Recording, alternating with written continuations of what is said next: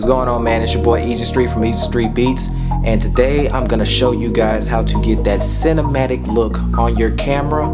I'm gonna go over my settings for my Panasonic G7 and let you guys take a look at how I have my setup for when I go out to shoots and whatnot.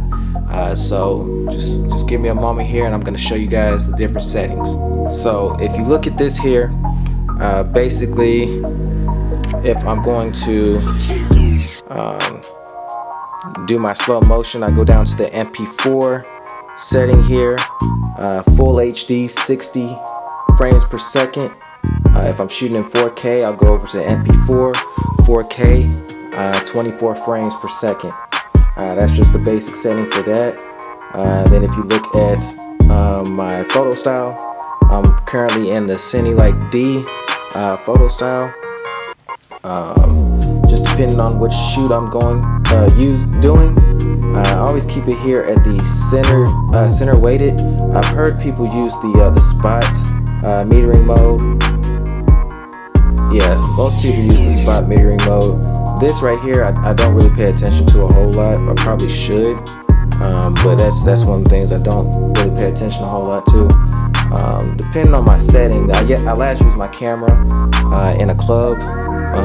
Let's see, a few nights ago when Lil Boosie was here, and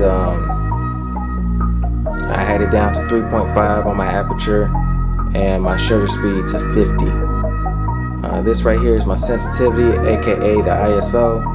I had it up to 800. I don't go past 800 on my ISO, no matter if it's low light or not. If I don't have enough light and it's still dark at 800, then I bring more light in. Like right now I'm using a top light on my camera. If I cut that off,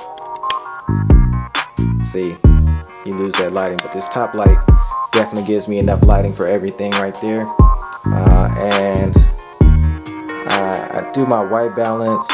I was doing another shoot, I had to use the daylight balance, the daylight white balance. Just the white balance just kind of depends on which setting you're at. For me, I think the auto white balance is okay, but I like to keep it manual, just so I have more control over the overall look of my image. If it's pretty sunny outside, I go to daylight. There's a bit of clouds outside, of course I'll use cloudy. If it's a little shade, depending on if I'm under some trees or next to a building, I'll use shade. Incandescent is with the lights that are usually used at gas stations or in the house. You can use that for the incandescent lights. These are just custom settings here. And then I have a Kelvin color temperature setting. You can go in and manually tweak those with that. So we'll bounce out of my quick menu and go to my full menu. Highlight shadow, you kind of tweak that. I know a lot of people use like an S curve on the highlight shadow, something like this right here. They use an S curve. I just kind of keep it there on the standard. Depending on the shoot, like I said, I'll tweak it. The eye dynamic, I keep that off. The eye resolution off. Diffraction compensation off. Luminance level, I was reading here that 0 to 255 is a good level. I don't see many people using that 16 to 255, but I keep it there. These settings here really don't matter. I do keep my silent operation on just because I don't like to hear a lot of beeping when I'm on moving through settings and whatnot. That there you can keep pretty standard.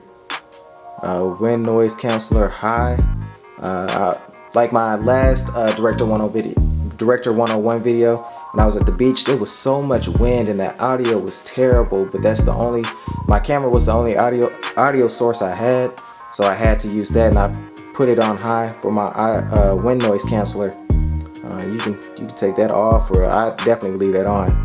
My photo style, again, Cine D. Filter settings, I don't put any filter settings on that. Then you have a couple presets here, but I just keep it at the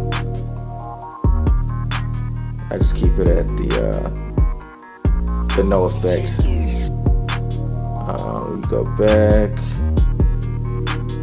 snap movie, that doesn't mean anything. Recording format, I always do MP4.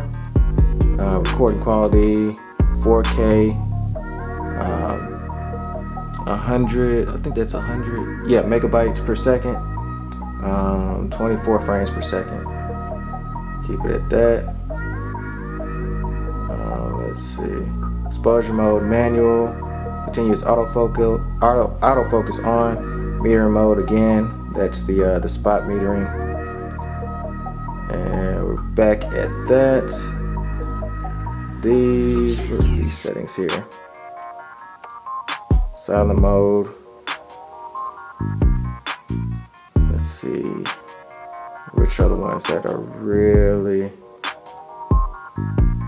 depending on if you're vlogging, the quick autofocus would probably be the best option there. If you're just walking around trying to keep focus on yourself when you're vlogging, the quick autofocus would be a good thing to use. This is actually, the Panasonic G7 is actually a great camera for vlogging, just because it has the swivel screen right here. You can see yourself while you're filming. Peaking, I definitely keep peaking on. A lot of people use the histogram. That's just the red, blues, and greens. It shows you if those are crushed or if they're too low, the levels on there are too low. It'll kind of help you balance out your film right there. I keep it off, but a lot of people do use it on. So if you're more of a visual person with the histogram, definitely look at that and have that as a guide as far as when you're shooting. If you need to format your memory card, you can always go down here and do format. Yeah, that's all the settings there, man. Just take a look at my settings, and this is what the settings I use to get my my cinematic looks. You can color grade really well under those settings. You can get some really solid shots with those settings there, man. So if you have a Panasonic G7, Panasonic GH4, or the upcoming GH5, you can use those settings and get some really nice shots with those, and kill the game. So again, I do want to thank you guys for watching this video. Please drop a like, hit that subscribe button, and stay tuned every week for me to show you how to be a better director / videographer, man. It's your boy EZ Street Beats. I'm out.